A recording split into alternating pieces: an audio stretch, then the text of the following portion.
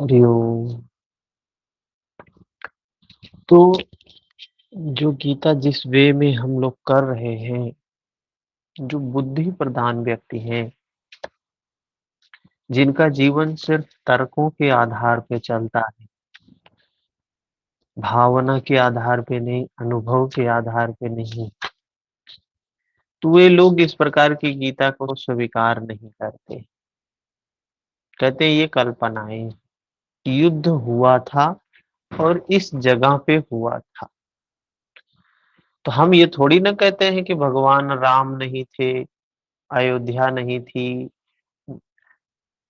जनक जी नहीं थे, मिथिला नहीं था, मथुरा नहीं था, भगवान कृष्ण नहीं थे। हम उनको ये लगता है ना कि जब हम ये मान लेते हैं कि ये महाभारत हमारे अंतःकरण के अंदर में हो रहा है, सजातीय और विजातीय शक्तियाँ ये हमारे भीतर ही हैं, तो वो उनको भय लगने लगता है ये तब फिर एक दिन कहेंगे कि ये भगवान भी नहीं थे,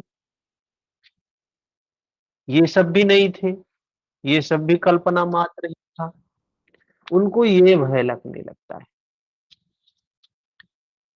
स्क्रीन शेयर नहीं हुआ क्या? तो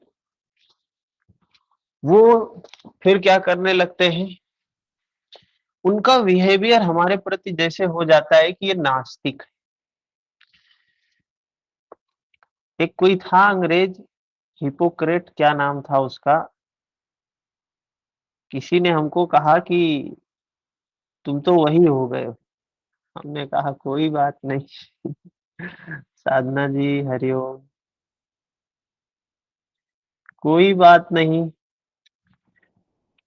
कहे ऐसे ही लोगों को भ्रम में आप डालेंगे। हमने कहा हाँ, आपके लिए तो भ्रम, बहरहाल ऐसे लोगों से तर्क करना उचित भी नहीं है और हम करते भी नहीं हैं, स्वीकार कर लेते हैं हाँ, हम गलत हैं। कभी ऐसे व्यक्तियों से तर्क नहीं करना चाहिए। मोनू जी नमस्कार। क्योंकि तर्क में हमने पहले ही बताया, तर्क में कौन जीतेगा? वो नास्तिक होते हुए वास्तविक में आस्तिक बने बैठे हैं। वास्तविकता में तो नास्तिक हैं।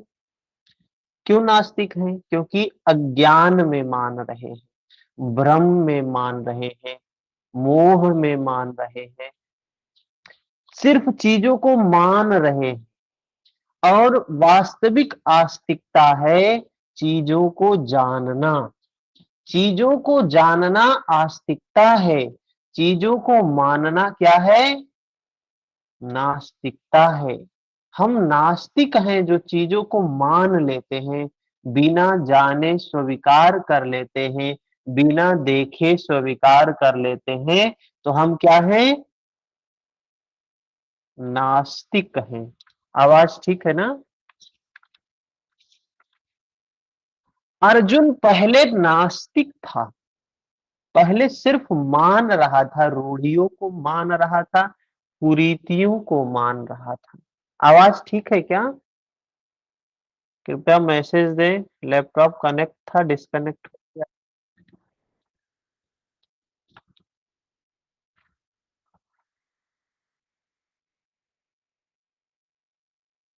तो लैपटॉप हमारा डिस्कनेक्ट हो गया, इस वजह से ऑफलाइन शो कर रहा।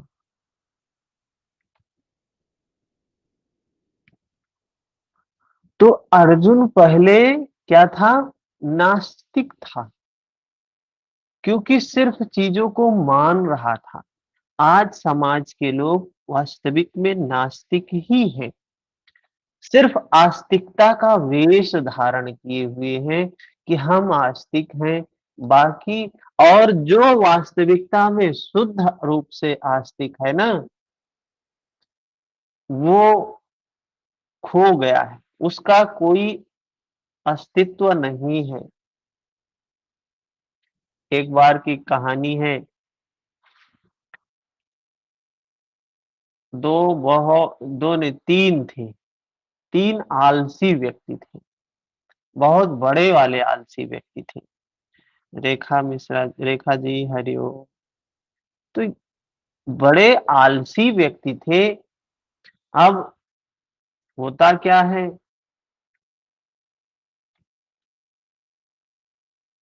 राजा जी उधर से जा रहे थे, तो उन्होंने देखा ये 3 व्यक्ति पड़े हुए हैं। कौन है ये? अपने साथी से, मंत्री से पूछा, ये कौन है ये तीनों? तो उस मंत्री ने कहा, महाराज ये अपने राज्य के 3 बहुत बड़े आलसी व्यक्ति हैं। अच्छा, बहुत बड़े आलसी व्यक्ति हैं, क्या है इनकी विशेषता? तो उसने बताया कि ये, एक के बारे में बताया, ये बेचारे कहीं मांगने-वांगने जाते नहीं। ये आस-पास में ही जिस पेड़ के नीचे रहते थे, वो बरट वट वृक्ष था, बोले यहीं रहते हैं, इसी बाग में ही रहते हैं, और जो फल-वल जो गिर जाता है, वही खा लेते हैं, कहीं जाते-वाते नहीं हैं, बाकी सोते ही रहते हैं हमेशा। दूसरा क्या है? दूसरा दूसरा क्या करता है? ये दूसरा वाला जो है, ये बहुत दूर कहीं नहीं जाता है, इसी पेड़ के ही नीचे उठेगा, बस ये पेड़ के नीचे जो 2-4 फल-वल गिरे होंगे खा लेगा और सो जाएगा। तीसरा क्या करता है? तीसरा उठता भी नहीं है, बस मुँह खोल के बैठ लेटा रहता है, सोया रहता है, हमेशा मुँह खोल के सोया रहता है। इसके मुख में जो गिर जाता है, वही खा लेता है, बाकी ये उठता नहीं। ये तीनों बहुत आलसी हैं। तो महाराज ने कहा, ये तो तीनों रत्न हैं, ये तीनों रत्न हैं राज्य के, इनको ले चलो, इनकी व्यवस्था करो, इनको रखो राज्य में। पहुँच गए तीनों राज्य में। होता क्या है, अब इनकी व्यवस्था होती है, इनको सुख-सुविधाएँ दी जाती हैं, तीनों पड़े रहते हैं, इनको नहलाना, धुलाना, खाना खिलाना, सारी व्यवस्था कुछ लोगों की ड्यूटी लग जाती है।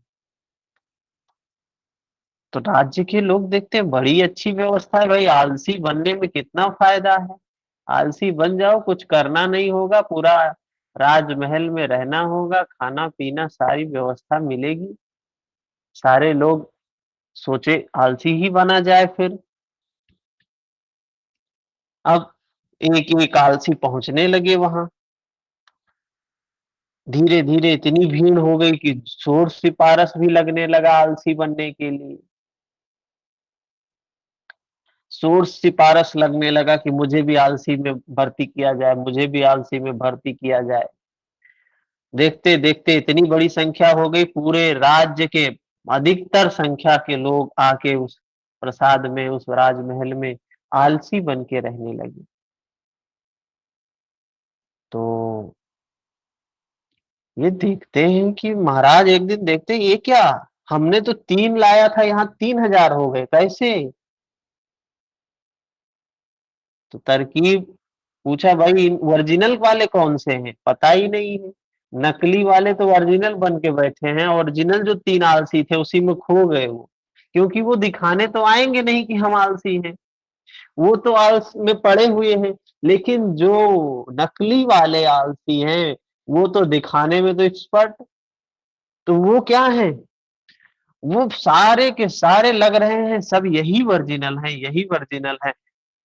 राजा ने पूछा, हमारे ओरिजिनल वाले आलसी कहाँ? जो हमने 3 लाया था वो आलसी कहाँ गए? पता नहीं, खोजबीन हुई, मिल ही नहीं रहे हैं, वो 3 कौन है? सारे आलसी ही हैं, सारे ही पड़े हुए हैं, हिल नहीं रहे हैं, डुल नहीं रहे हैं, आँखें नहीं खोल रहे हैं। तो महाराज ने पूछा, भाई तरकीब निकालो, इनको कैसे पहचाना जाए? तो किसी ने बताया कि क्या किया जाए, ये जहाँ रह रहे हैं सारे, इनमें आग लगा दिया जाए।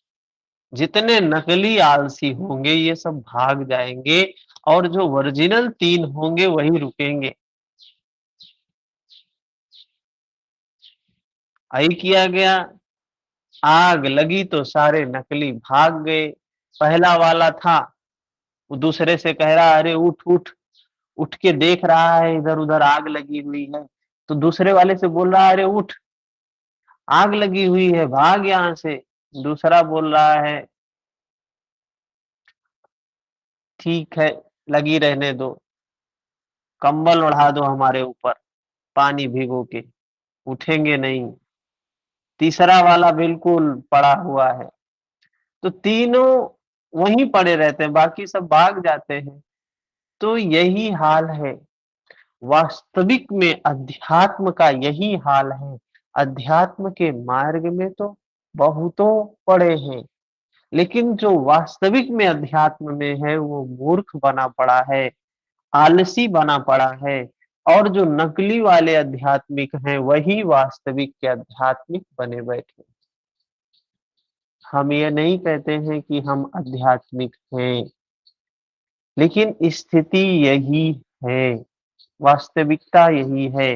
वास्तविक के अध्यात्म की बात करेंगे तो आप समाज के द्रोही बन जाते हैं। भगवान बुद्ध ने वास्तविकता के में समाज अ, अध्यात्म की बात की, संत कबीर ने वास्तविकता में अध्यात्म की बात की। ये लोग क्या हुए, इन लोगों का विरोध हुआ। अगर आप वाकई में सही, आप सही काम कर रहे हैं, मतलब कि आपका विरोध होना ही चाहिए, समझिए सिद्धांत है प्रकृति का। अगर आपका काम सही नहीं है, अगर समर्थन हो रहा है तो मतलब समझ लीजिए कि वो सही नहीं है, तभी समर्थन हो रहा है। सही काम का सदैव विरोध होता है। सही चीजें अध्यात्म के मार्ग में जब हम आगे बढ़ते हैं तो सबसे पहले महर्षि पतंजलि भी कह रहे हैं, क्या आता है, वितर्क आता है। ठीक है, तो आप सबके पास होगा, कोई और शेयर कर सकता है क्या उसको, पीडीएफ को? आप सबके पास होगा, उसको अगर शेयर कर सके तो अच्छा है, हमसे तो नहीं हो रहा है। हाँ, अच्छा 1 मिनट हम लोग देखते हैं, हमने तो भेजा था ग्रुप में।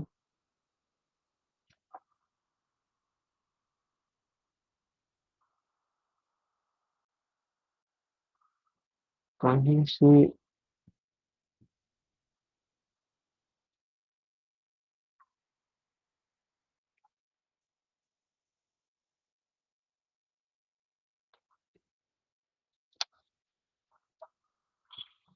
दिख रहा है क्या, स्क्रीन पर दिखाई दे रहा है? सर। हम्म। जी सर, दिख रहा है।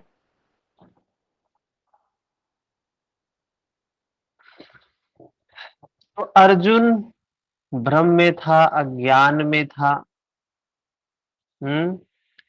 अज्ञान में, भ्रम में होने के कारण भगवान को समझा रहा है। बुद्धि प्रधान व्यक्ति था वो, शुरू में बुद्धि प्रधान व्यक्ति था।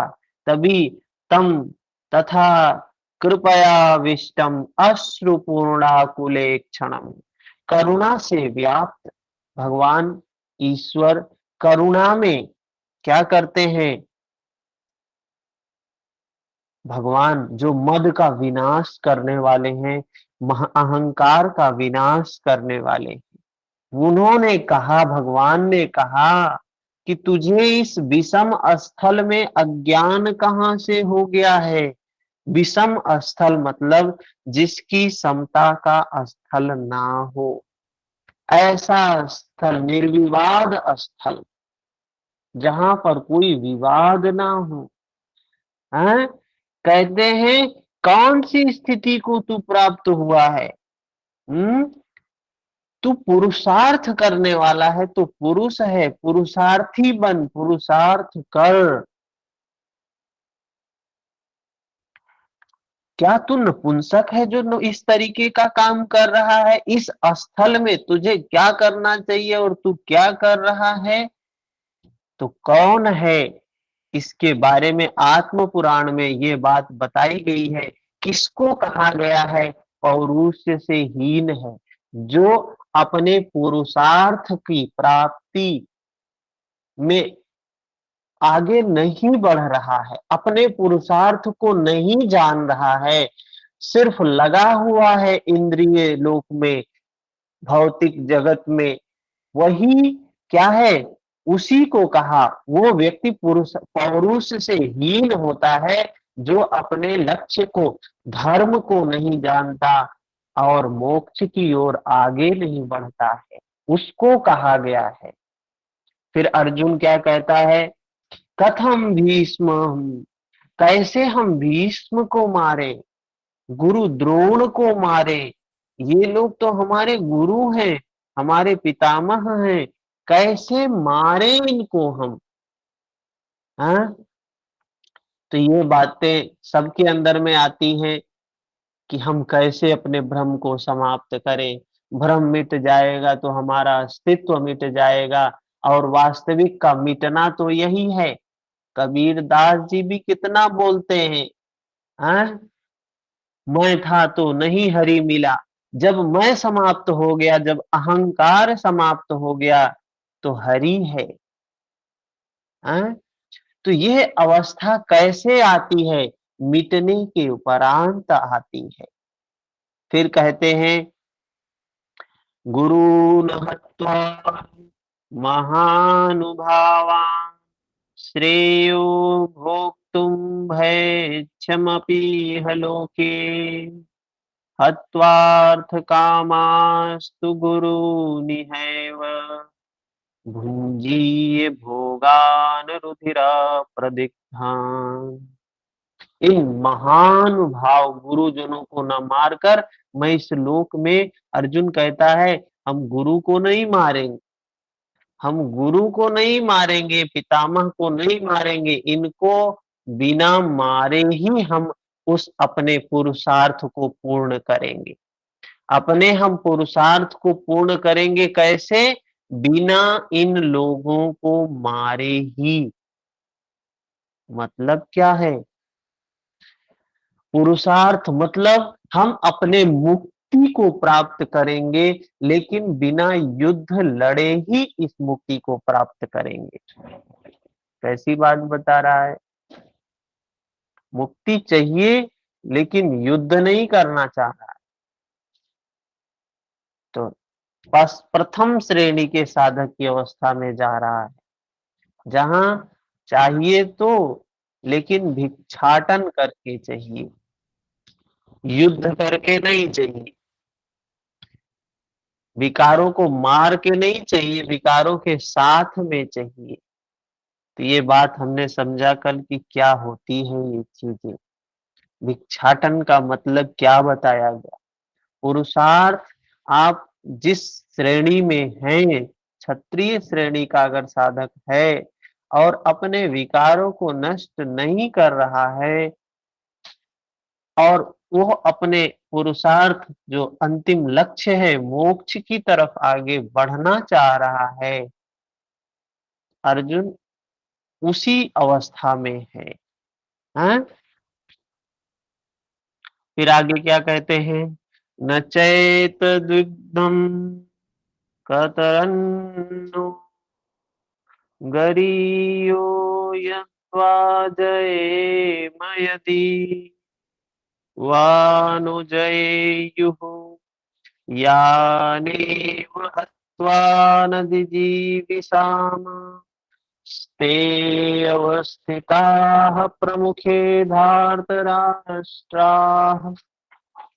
यह भी निश्चित नहीं है कि वह लोग भी वह भोग मिलेगा ही जो लक्ष्य है, यह भी निश्चित नहीं है, जानते हैं कि हमारे लिए क्या करना श्रेष्ठ है। एक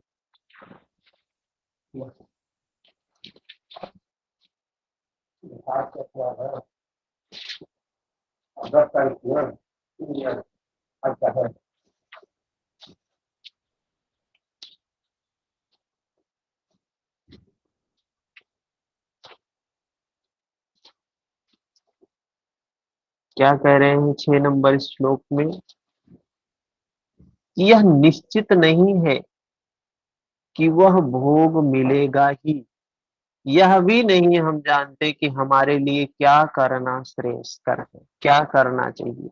क्योंकि जो कुछ हमने कहा वह अज्ञान प्रमाणित हो गया। तो अर्जुन की स्थिति क्या है?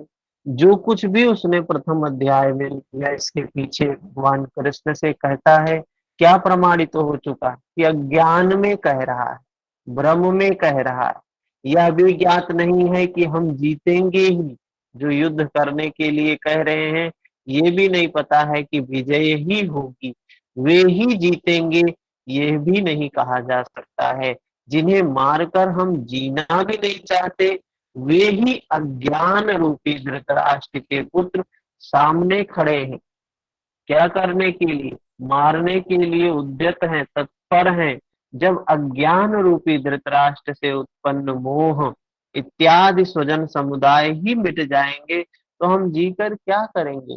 यदि हमारे विकार, जिनके साथ हम जन्मों जन्मों से जीते आए हैं, जो हमारे परिवार के ही अंग हैं, अगर वो समाप्त हो जाएंगे तो हम जीकर क्या करेंगे? अर्जुन पुनः सोचता है कि जो कुछ हमने कहा, हो सकता है यह भी अज्ञान। तो स्वाभाविक है, अगर आप किसी से 10 तर्क करते हैं और 10 तर्कों का खंडन किसी के द्वारा कर दिया जाता है, तो 11वां तर्क आपको स्वतः ही लगने लगता है, हो सकता है ये भी अज्ञान हो, ये भी भ्रम के कारण हम कह रहे हैं। अब प्रार्थना करता है, अब भगवान कृष्ण से प्रार्थना करता है, क्या कहता है? कार्पण्य दोषोपहत स्वभावः पृच्छामि त्वाम धर्म सम्मूढ़चेताः यच्छ्रेयः स्यान्निश्चितं ब्रूहि तन्मे शिष्यस्तेऽहं साधि मां त्वां प्रपन्नम्। क्या कह रहे हैं?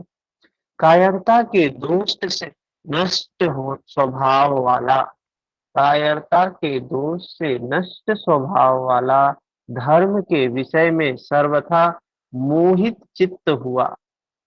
धर्म के विषय में पुरुषार्थ, जीवन का लक्ष्य क्या है? धर्म प्रथम, ये इसका बीज है धर्म, और फल क्या है? मोक्ष। धर्म रूपी बीज को जानने को इच्छुक हूं। अब अर्जुन अपने आप को शिष्य स्वीकार करता है भगवान कृष्ण का। हमको सीखने को तभी मिलता है जब हम अपने आप को अज्ञानी मानते हैं। जब तक हम ये मान रहे हैं कि हमें तो सब कुछ आता है, हमें तो सब कुछ आता है, कुछ भी सीख नहीं पाते। जीवन में यही कहते हैं, अज्ञान से भरे होते हैं तो हमें ज्ञान का अहंकार होता है। लेकिन जैसे जैसे ज्ञान बढ़ता जाता है, जैसे जैसे प्रकाश बढ़ता जाता है, वैसे वैसे अपने अंदर में कमियां दिखाई देने लगती हैं। अपने अंदर में जो भी कमियां हैं उनका दर्शन होने लगता है, स्वतः होने लगता है। दर्शन ही करने के लिए अर्जुन कह रहे, भगवान कृष्ण कह रहे हैं, महर्षि पतंजलि भी यही बात कह रहे हैं कि संप्रज्ञात, तो सबसे पहले दर्शन में वितर्क आते हैं, वितर्क के बाद क्या बताया, फिर क्या आते हैं? विचार आते हैं। तो अभी ये अर्जुन की जो अब अवस्था आ रही है, विचार की अवस्था आ रही है। ऐसे ही अध्यात्म के मार्ग में जब भी हम आगे बढ़ते हैं तो हमारी अवस्था अर्जुन के जैसे ही होती है। महर्षि पतंजलि बता रहे वितर्क ही आते हैं शुरुआती अवस्था में। जब आगे बढ़ते हैं धीरे धीरे विचार आने से अर्जुन ने स्वीकार किया कि हमारे भीतर में कमी है, हम अज्ञान में हैं, हम जो कुछ भी कह रहे हैं भ्रमवश कह रहे हैं। यही अर्जुन पहले भगवान कृष्ण को धर्म का उपदेश दे रहा था, पाप पुण्य का उपदेश दे रहा था, लेकिन अब वही स्वीकार करता है और अपने आप को शिष्य मान के भगवान कृष्ण से प्रार्थना कर रहा है कि जो कुछ निश्चित परम कल्याणी हो, उस अंतिम लक्ष्य को प्राप्त करने के लिए जो कुछ भी कल्याणकारी हो, वह साधन मेरे लिए कहिए। आपका शिष्य हूं, आपकी शरण में हूं, मुझे साधिए।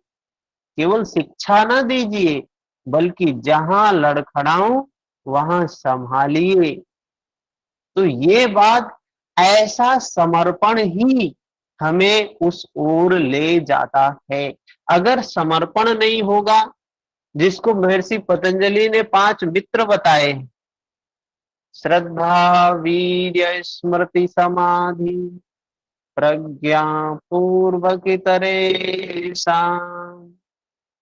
तो श्रद्धा नहीं तो अभ्यास वैराग्य क्या करेगा?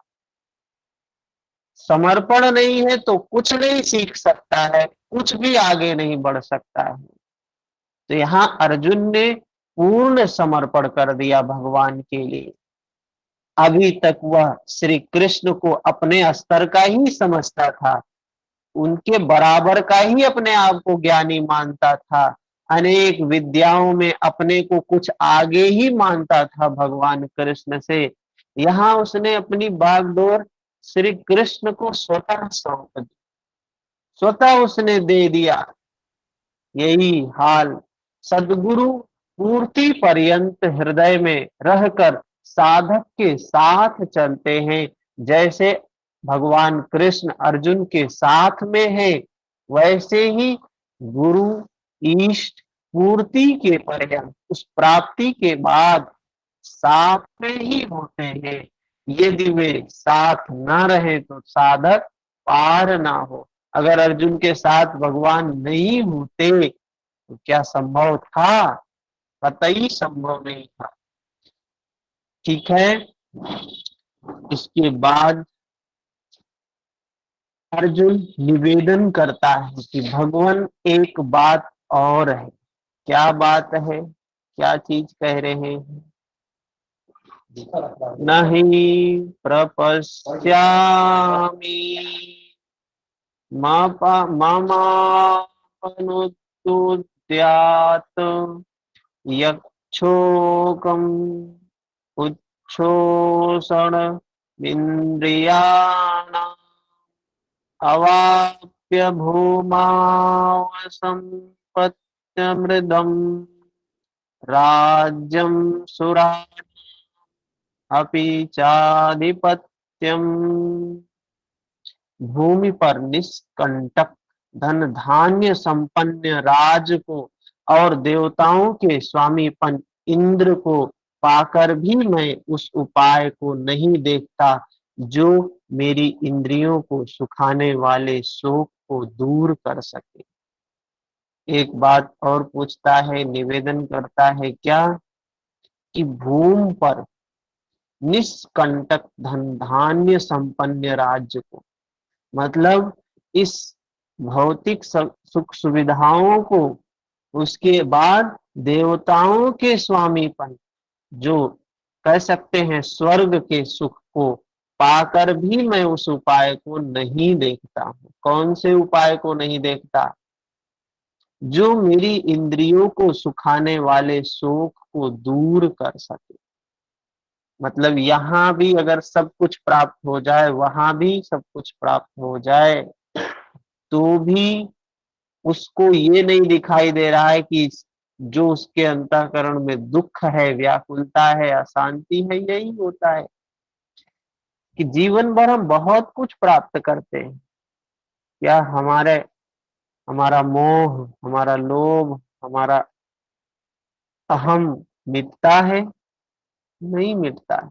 जब शोक बना ही है तो यह सब लेकर मैं क्या करूंगा? अंत समय में याद आता है कि व्याकुलता तो बढ़ती गई, कितना भी कुछ हमने प्राप्त किया, लेकिन व्याकुलता में कमी नहीं आई है, अशांति में कमी नहीं आई है, दुख में कमी नहीं आई है।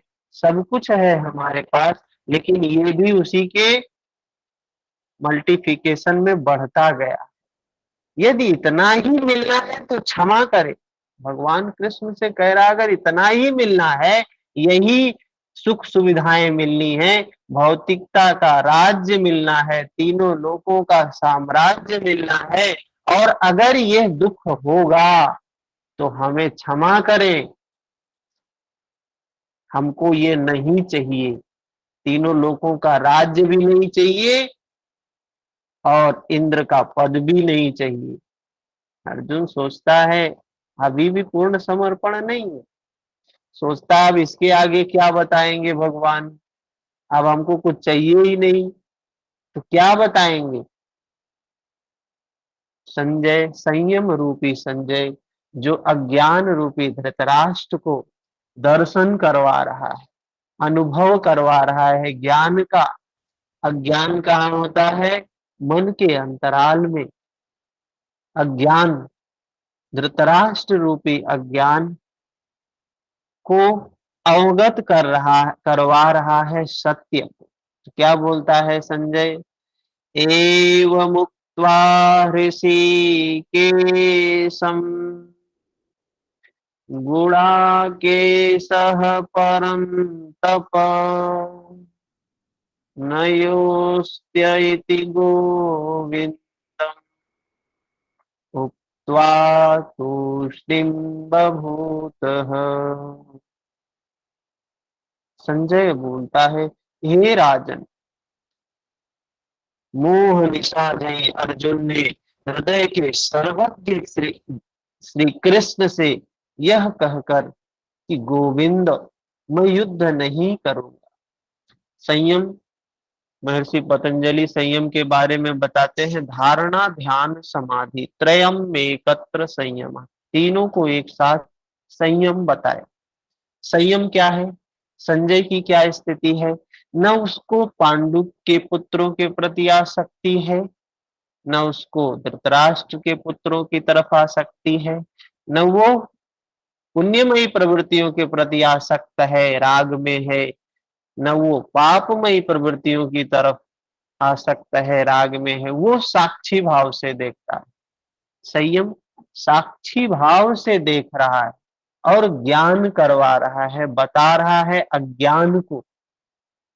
अंधा है जो ब्रह्म, तो मैं युद्ध नहीं करूंगा। अर्जुन, अनुराग कह रहा है कि हम युद्ध नहीं करेंगे, इन विकारों को हम समाप्त नहीं करेंगे। अभी तक अर्जुन की दृष्टि पौराणिक है, जिसमें कर्म कांडों के साथ भोगों की उपलब्धि का विधान। आज क्या करते हैं? तमाम प्रकार के हम कर्म कांड करते हैं। क्यों करते हैं? कि यह करने से ये चीज प्राप्त होगा। वही दृष्टिकोण अर्जुन का भी है कि हम ये जो कुछ भी काम कर रहे हैं, इससे कुछ न कुछ तो प्राप्त होगा। विकारों को नष्ट करेंगे तो स्वर्ग की प्राप्ति होगी। जिस पर श्री कृष्ण कहते हैं कि यह विचारधारा भी गलत है, ये सोच गलत है। क्या है? तम उवाच हृषीकेशः प्रहसन्निव भारत सेनयोरुभयोर्मध्ये विषीदन्तमिदं वचः। उसके उपरांत हे राजन, अंतर्यामी योगेश्वर श्री कृष्ण ने दोनों सेनाओं के बीच में उस शोक युक्त अर्जुन को हंसते हुए से ये वचन कहा। शोक ग्रस्त, शोक से ग्रसित है, दुख से ग्रसित है, व्याकुलता से ग्रसित है अर्जुन।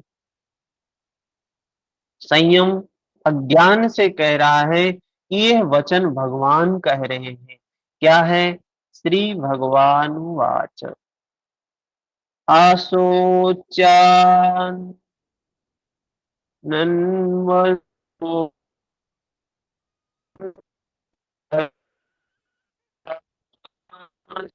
भाषसे गतासून गतासूश्च नानुशोचन्ति पंडिता। अर्जुन, तो न शोक करने योग्यों के लिए शोक करता है और पंडितों के से वचन कहता है। कितनी बात बता रहे हैं कि तू ना शोक करने योग्यों के लिए, जिसके लिए शोक नहीं करना चाहिए उनके लिए तू शोक करता है और पंडितों के जैसे, विद्वानों के जैसे बोल रहा है।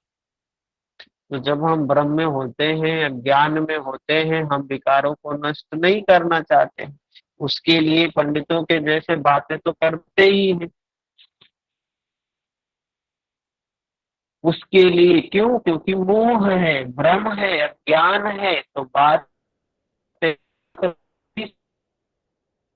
तर्क में हरा भी सकते हैं। किंतु बुद्धि संपन्न पंडित जन, जिनके प्राण चले गए हैं उनके लिए, तथा जिनके प्राण नहीं उनके लिए भी शोक नहीं करते। क्यों? कि वे भी मर जाएंगे। किसके लिए शोक करें? इस शरीर के लिए। ये शरीर तो नश्वर है, नाशवान है। किसी का शरीर शाश्वत नहीं है, किसी का शरीर सनातन नहीं है, सब नष्ट। प्रतिक्षण यह मृत्यु लोक है, प्रतिक्षण नष्ट हो रहा है। प्रतिक्षण इसको कहा गया क्या? कि मृत्यु लोक है। हर क्षण इसमें मृत्यु हो रहा है, जन्म हो रहा है, मृत्यु हो रहा है, जन्म हो रहा है।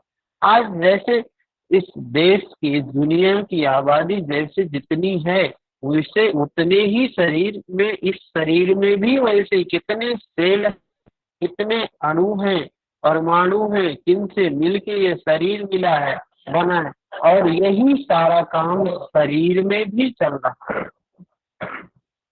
अरे तो पंडितों जैसी बातें भर करता है, वस्तुतः ज्ञाता है नहीं। ज्ञाता मतलब जानता नहीं। परिवर्तन जानने से आए, बात करने से तो कुछ नहीं होता है। कितना भी कोई गीता का बात करे, योग दर्शन का बात करे, त्रिपिटक का बात करे, उपनिषद वेदों की बात करे, लेकिन अगर जानेगा नहीं, दर्शन नहीं करेगा, तो परिवर्तन नहीं होगा। वैसे ही उसको भी दर्शन के उपरांत ही वो परिवर्तित होता है। अभी तो बातें बता रहे हैं, क्या उसके सारे ज्ञान, अज्ञान, भ्रम समाप्त नहीं? दर्शन के उपरांत जब साधक जान लेता है अनुभूति के आधार पे, महर्षि पतंजलि भी इसी बात को कह रहे हैं। 12 नंबर श्लोक में कहते हैं, न त्वेवाहं जातु नासं, न त्वं नेमे जनाधिपाः, न चैव न भविष्यामः, सर्वे वयमतः परम। न तो ऐसा ही है कि मैं अर्थात सदगुरु किसी काल में नहीं था। सदगुरु क्या है? जो हमारा पुरुषार्थ है, धर्म से, धर्म बीज रूपी धर्म, धर्म रूपी बीज जिसका फल है मोक्ष, मार्गदर्शन करने वाला सदगुरु हमेशा है, हमेशा से है। और तू अनुरागी, अनुराग मतलब कि उस अंतिम लक्ष्य को, उस फल को प्राप्त करने की इच्छा सब में है। हर व्यक्ति चाहता है कि हम मुक्त रहें, हम दुखों से, बंधन से, विकारों से मुक्त रहें। कोई भी व्यक्ति इसके साथ नहीं रहना चाहता है। अथवा जनाधिपाह, राजा लोग अर्थात राजसी वृत्ति में पाया जाने वाला अहम नहीं था। ये अहम भी हमेशा से ही है। हाँ, हम भी हमेशा से है, अनुरागी भी हमेशा से है, वो सदगुरु भी अब हमेशा से है। और न ऐसा ही है कि आगे हम सब नहीं रहेंगे, मतलब हमेशा से हैं, हमेशा ये रहेंगे भी। तो फिर क्या नष्ट नहीं होंगे? अगर ये विकार हमेशा से रहेंगे तो क्या मुक्ति फिर कैसे मिलेगी किसी को? यहां भगवान कृष्ण योग की अनादिता पर प्रकाश डालते हैं। योग क्या है? अनादि है, अनंत है, शाश्वत है, सनातन है।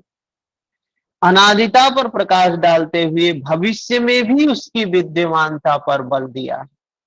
महर्षि पतंजलि ने पहले ही सूत्र में इस बात को स्वीकार किया है, पहले ही सूत्र में बताया है कि मैं योग का निर्माता नहीं हूं, मैंने योग नहीं दिया।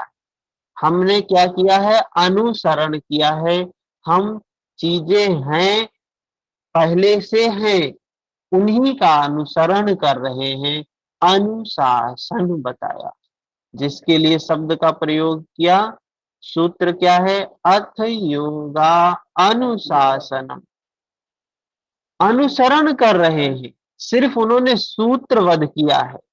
और भगवान कृष्ण भी उसकी विद्यमानता पर बल दिया कि मरने वालों के लिए शोक ना करने के लिए कारण बताते हुए उन्होंने कहा क्यों नहीं शोक करना चाहिए। जो हमें दिखाई देता है कि कोई व्यक्ति मर गया, लोग दुखी होते हैं, क्यों नहीं करना चाहिए? तो वही उसका कारण क्या है? अनित्यता, जो प्रकृति का स्वभाव है कि हर क्षण परिवर्तन परिवर्तन परिवर्तन हो रहा है। हमारे शरीर में भी वो परिवर्तन हो रहा है, इस जगत में भी परिवर्तन हो रहा है। इस जगत में कोई भी चीज स्थिर नहीं है। तो बताते हैं कि जिस प्रकार से ये शरीर छोटे से बच्चे के रूप में जन्म होता है, बालक का जन्म होता है, किस अवस्था में है? नवजात शिशु। नवजात शिशु से बालक हो जाता है, बालक से युवा हो जाता है, युवा से प्रौढ़ हो जाता है, प्रौढ़ से वृद्ध हो जाता है। शरीर शरीर परिवर्तित होता है हमारा। जब छोटा सा नवजात शिशु 1 वर्ष का होता है तो लोग खुशियां मनाते हैं, जन्मदिन मनाते हैं। कोई रोता तो है नहीं कि नवजात शिशु मर गया और बालक जन्म ले लिया। बालक जब युवा हो जाता है तो कोई नहीं रोता है कि बालक, वो जो बालक था, छोटा सा बच्चा था, वो मर गया। कहाँ गया वो? ये प्रक्रिया हर क्षण प्रकृति में चल रहा है, कभी ये रुकती नहीं है प्रकृति। वही बात कह रहे हैं, देहिनो अस्मिन् यथा देहे कौमारं यौवनं जरा तथा देहांतर प्राप्तिर्धीरस्त्र न मोहति। जैसे जीवात्मा की इस देह में कुमार, युवा, वृद्ध अवस्था होती है, वैसे वैसे ये अन्य अन्य शरीरों की भी प्राप्ति होती है। इस प्राप्ति में धीर पुरुष मोहित नहीं होता है। धीर पुरुष मोह से परे होता है। जैसे हम वस्त्र बदलते हैं, वैसे ही ये शरीर भी परिवर्तित होता है। पुरुष एक ही है, वो चेतन सत्ता एक ही है। जैसे समुद्र में सारी नदियां जाके मिलती हैं, सब में पानी है, वैसे ही यह पुरुष, वह चेतन सत्ता एक ही है। उसी प्रकार लेश मात्र भी दरार नए देह की प्राप्ति पर नहीं पड़ता है। कलेवर का यह परिवर्तन तब तक चलता रहेगा। कब तक चलता रहेगा? जब तक परिवर्तन से परे की वस्तु नहीं मिल जाती, जब तक नित्य शाश्वत सनातन की प्राप्ति नहीं हो जाती है, जब तक हम विकारों से ग्रसित हैं, जब तक बंधन से, मोह से, विकार से, लोभ क्रोध मोह लोभ या ज्ञान अविद्या अस्मिता राग द्वेष, इन सब से जब तक हम ग्रसित हैं, तब तक ये प्रक्रिया क्या है? कंटिन्यू चलती रहेगी।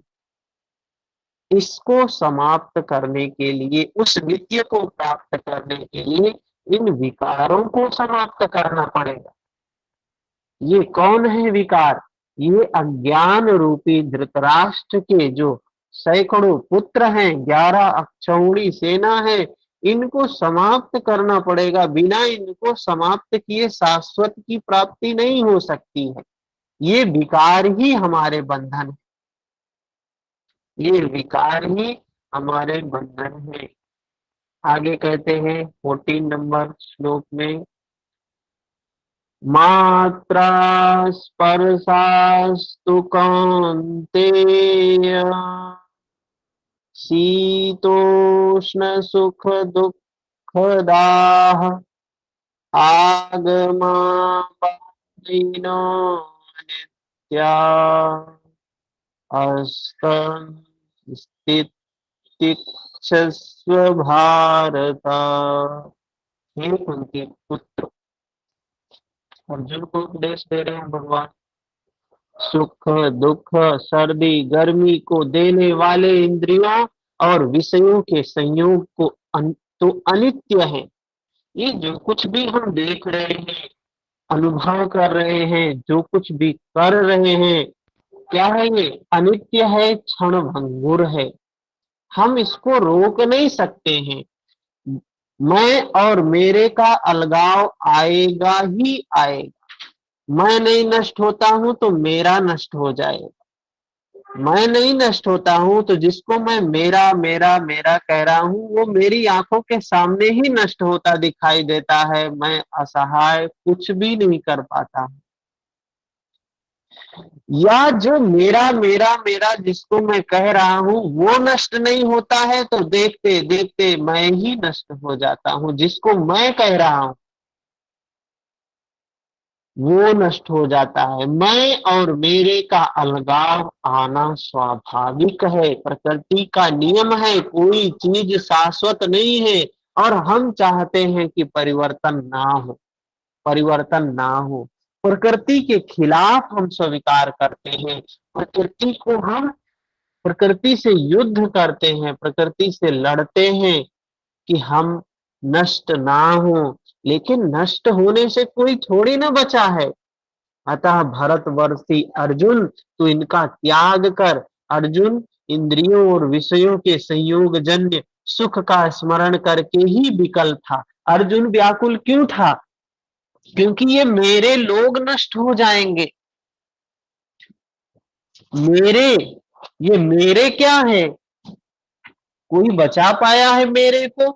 हैं? सबको जाना है, ये सच्चाई सबको पता है।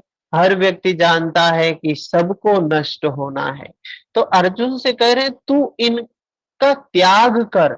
अर्जुन इंद्रियों और विषयों के संयोग जन्य सुख का स्मरण करके विकल था। कुल धर्म, कुल गुरुओं की पूज्यता इत्यादि इंद्रियों के लगाव के अंतर्गत है। ये कुल धर्म क्या है? कुल धर्म जो ये आज कर्म कांड है, कर्म कांडों के प्रति आसक्ति बहुत बड़ी आसक्ति होती है। 4 प्रकार की आसक्ति बताई गई है। एक मैं के प्रति, एक मेरे की प्रति, एक कर्म कांडों के प्रति, चौथी है दर्शन के प्रति। अरे मेरा नजरिया, मेरा दर्शन, मेरा व्यू, ये 4 प्रकार की आसक्ति होती है। और इन चारों में से हाँ, एक है तृष्णा के प्रति आसक्ति, दूसरा है मैं और मेरे के प्रति आसक्ति, तीसरा है कर्म कांडों के प्रति आसक्ति, चौथा है दर्शन के प्रति आसक्ति। ये चारों आसक्ति जब टूटती है तो बहुत दुख होता है। और यही 4 बंधन है, ये हमको सच्चाई को जानने नहीं देते। कबीर दास जी क्या कह रहे हैं? जब मैं था तब हरि नहीं। ये मैं ही है जो उसको नहीं जानने देता है। ये तृष्णा ही है इसको नहीं जानने देती है। और ये कर्मकांड जिसको हम मुक्ति के लिए करते हैं, ये कर्मकांड ही है जो हमको नहीं जानने देते हैं। हम कर्मकांडों में उलझे होते हैं। किसी कर्मकांडी व्यक्ति से बात करो, ऐसा घुमाएंगे, लेकिन जो सिर्फ दर्शन को ही जानता है, जो गीता को वास्तविक में समझ लिया है, वो भी उनके उसमें पड़ जाएगा। लेकिन जिसने दर्शन कर लिया है, वो उसके उसमें नहीं फंसेगा। जिसने सच्चाई को अपने अनुभूति पर जान लिया है, वो उनके तर्कों में, उनके जाल में नहीं फंसेगा। अर्जुन तो अभी सिर्फ सुन ही रहा है ना। जैसे आप सुन रहे हैं, वैसे अर्जुन भी सुन ही रहा था। अभी अर्जुन को दर्शन नहीं हुआ है।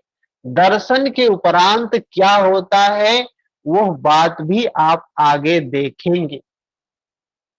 तो अर्जुन से भगवान कृष्ण कह रहे हैं, ये सब क्षणिक है, नाशवान है, तो इनकी चिंता मत कर।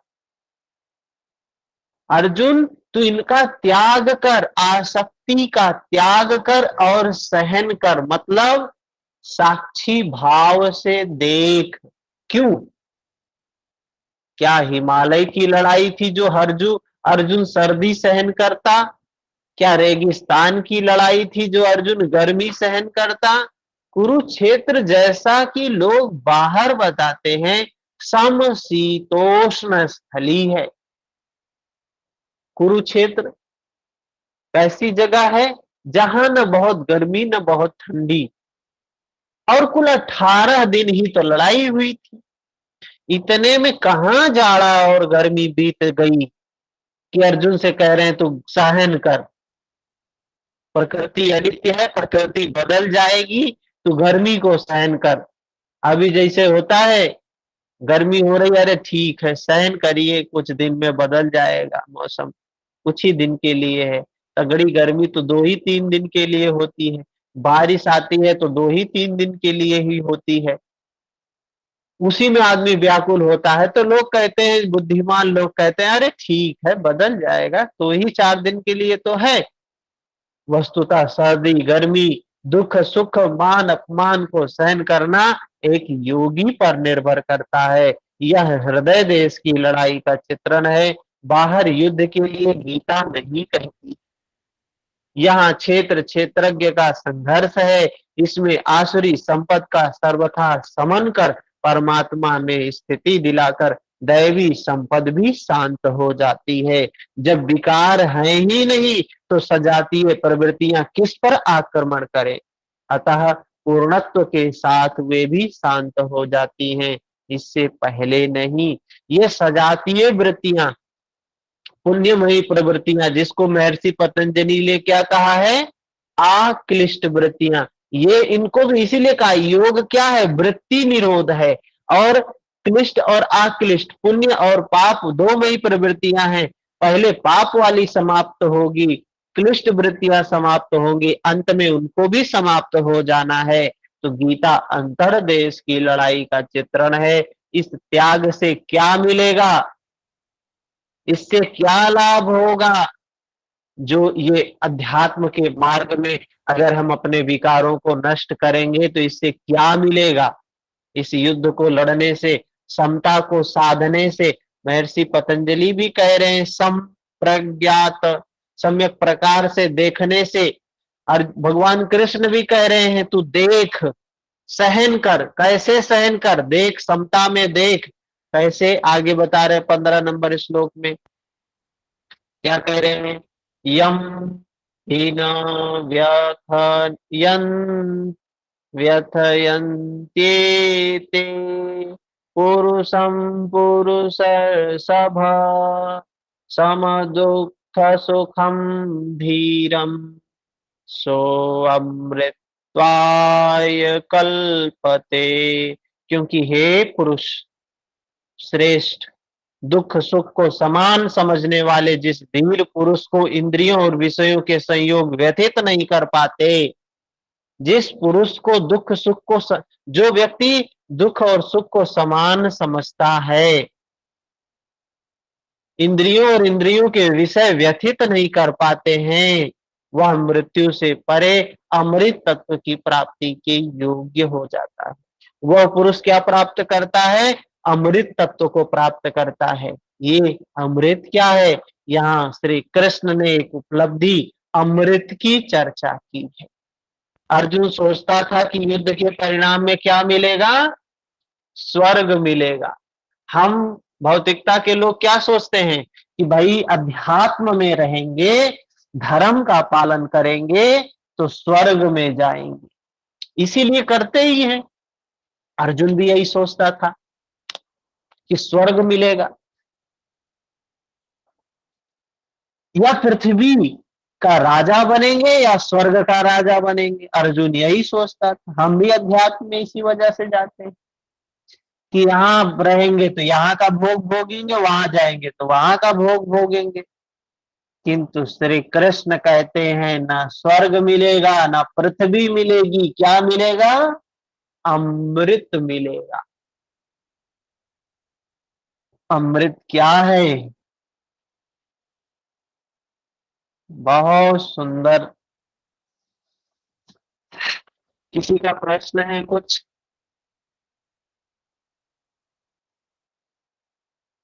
बात समझ में आ रही है? जी बिल्कुल सर। विद्या जी? जी भैया। इतना स्पष्ट है कि आप लोगों के कोई प्रश्न नहीं है? कई प्रश्न है भैया, पहले उस पे पूछे विचार तो करो। पहले इसको सुन के विचार तो करूं पहले। प्रश्न तो कई उठते हैं। हम्म। इन चीजों को सिर्फ वैसे ही मान नहीं लेना है। हम ये जो क्लास चल रही है ये एग्जाम के लिए नहीं है, हम जीवन के एग्जाम के लिए पढ़ रहे हैं। और हम ये मान रहे हैं कि हम इसको पढ़ा नहीं रहे हैं, हम इसको स्वाध्याय स्वयं का अपने हित के लिए, अपने कल्याण के लिए पढ़ रहे हैं। और आप लोग भी साथ में जुड़े हुए हैं। धर्म चर्चा हम कह सकते हैं, ये धर्म की चर्चा है, सत्संग है। कोरा वाणी विलास नहीं है। वाणी विलास का मतलब क्या है? जो हम बाहर के बारे में, बाहर की घटनाओं को ले लेते हैं। अरे भाई युद्ध हुआ था, लोग मरे थे, उनको राज्य मिला था, इससे किसी को क्या मतलब आज के परिप्रेक्ष्य में? बुद्धिवादी लोगों को मतलब है, दर्शनवादी लोगों को मतलब है, इतिहासकारों को मतलब है, लेकिन एक आम मनुष्य को क्या मतलब है? उसका कल्याण उससे कैसे होगा? भगवान कृष्ण तो दुख निवृत्ति का उपाय बता रहे हैं ना। कोई गीता को सारे श्लोकों को याद कर ले, सारे श्लोकों को समझ ले, बुद्धि के स्तर पर उपदेश भी करने लगे, और अगर जीवन में हमारे सुख दुख की सम अवस्था में जो ये स्वभाव है, हम विचलित होते हैं या प्रसन्न होते हैं, अगर उसमें समता नहीं सधे तो गीता का कोई मतलब नहीं, मतलब हम गीता को नहीं जानते। गीता का मतलब है कि जो भी स्थिति परिस्थिति आपके सामने हो उसको सहज भाव से स्वीकार कर ले। उसमें कोई ये नहीं होना चाहिए कि हमें ये नहीं चाहिए, हमें वो चाहिए। मैं आपको बताऊं कि मैं इधर जब एडमिशन के लिए बहुत जगह इंटरव्यू दिया, इधर भी दिया, हो गया। अभी मेरे अंदर एक इच्छा थी, शुरू से इच्छा क्या कह सकते हैं, वो राग अनुराग थी कि मुझे धर्म पे काम करने को मिले, मतलब शुद्ध रूप से ध्यान पर काम करने को मिले। अर्जुन अर्जुन को जो करने के लिए प्रेरित कर रहे हैं भगवान कृष्ण, वो अवस्था क्या है? वो ध्यान की अवस्था में जब अर्जुन तैयार हो जाता है, मतलब वो ध्यान करने के लिए तैयार हो जाता है। तो मैं सोचता था उस पे ही अगर काम करने को मिल जाए तो कितना अच्छा होगा, लेकिन कहाँ ऐसे लोग मिलते हैं। सौभाग्य का विषय कि जब हम विश्वविद्यालय में आए, अपने डिपार्टमेंट में आए, तो हमारे डिपार्टमेंट में एक मैम है, पता चला वो गई है मेडिटेशन का, जहां जाते हैं वहीं गई हुई। तो अंदर से एक प्रसन्नता हुई कि चलो अच्छी बात है, कोई तो है यहाँ पर कि जो धर्म से संबंधित है। मुझे लगता है कि उस धर्म ने ही खींच कर ले आया मुझे, ये कुछ काम करना है इस पे तो लेके आया। प्रसन्नता हुई अंदर से कि चलो धर्म के ही अंदर में ही आए। तो हमारे सर थे, वो चाह रहे थे कि हम अपने अंडर में रखें। अच्छे हैं, सारे लोग अच्छे हैं हमारे डिपार्टमेंट में, जितनी भी फैकल्टी है, फैकल्टी में जितने लोग हैं सारे लोग अच्छे हैं। तो हमने भी तो सर से कहा हाँ ठीक है सर, हम आपके ही अंडर में रहेंगे। मैम आई, उन्हें पता चलता है कि ऐसे कोई आया है, तो सर से बोलती है मुझे पवन को दे दीजिए, वो भी अच्छी है। तो हमने कहा मैम मुझे लगता है कि धर्म पे कुछ काम होने वाला है। उन्होंने भी कहा हाँ मुझे भी इस पे काम करना है। मतलब मेरी जो इच्छा थी वही इच्छा एक गाइड की हो जाना बहुत सौभाग्य की बात है। हम जो चाह रहे हैं, आज होता क्या है, द्वंद्व रहता है। हम कुछ कहते हैं, हमारा गाइड कुछ रिसर्च में क्या होता है, सब कुछ गाइड पर निर्भर करता है, और गाइड बहुत कोऑपरेट भी नहीं करते हैं। तो मैम ने हमारे सर से बोला, हेड से बोला कि मुझे पवन चाहिए, और सर ने थोड़ा सा, सर को लगा कि, तो 2 4 10 दिन अवॉइड किए। हम भी साक्षी भाव में रहे, चलो ठीक है। सर से भी हमने कुछ नहीं बोला, मैम से भी हमने कुछ नहीं बोला। हमने मैम से कहा जो होगा स्वीकार करेंगे, और क्या काम करना है, आपको मार्गदर्शन करना है, जो कुछ होगा उसको हम स्वीकार कर लेंगे। हुआ क्या, मैम ने एक बार कहा सर से, फिर सर के पास मैम गई, खुद ही गई सर के पास, तो सर ने खुद ही बोल दिया ठीक है आप पवन को अपने पास रखिए। तो हमने कहा चलिए, धर्म में जो काम हम हैं कौन, हम कुछ नहीं करने वाले हैं, हम तो सिर्फ साक्षी, हम सिर्फ निमित्त मात्र हैं। कहा गया है करें करावें भंजन सोई, वो करने कराने वाला तो कोई और है, हम तो सिर्फ निमित्त मात्र हैं। बेवजह हम भ्रम में पड़ के हम सोचते हैं हम कर रहे हैं, हम कर रहे हैं। तो रिसर्च, आज के समय में रिसर्च स्कॉलर के लिए बहुत बड़ा तनावपूर्ण जीवन होता है, लेकिन अगर हम योग में रहकर कुछ काम करें ना, तो ये जीवन हमारा बिल्कुल सरल हो जाता है, बिल्कुल सहज हो जाता है, कहीं भी हमको समस्याएं नहीं होती। चलिए ठीक है, समय हो गया है, समाप्त करते हैं। हरिओम। हरिओम गुरुजी। हरिओम। ओम हरिओम। हरिओम। हरिओम भैया। हरिओम। हरिओम। जो भैया हम चाहते हैं ना सच्चे दिल से, वो ईश्वर हमें जरूर देता है। मतलब पूरी क्या है ना कृपा कि से। जब हम हाँ। समता में जब हम स्थित होने लगते हैं, तो धीरे धीरे प्रकृति हमारी मदद करने लगती है। अच्छा बीज डालिए, बस फल खुद ही अच्छा आएगा, बस इतना ही सिद्धांत है। जी भैया, जी भैया। ठीक है, हरिओम।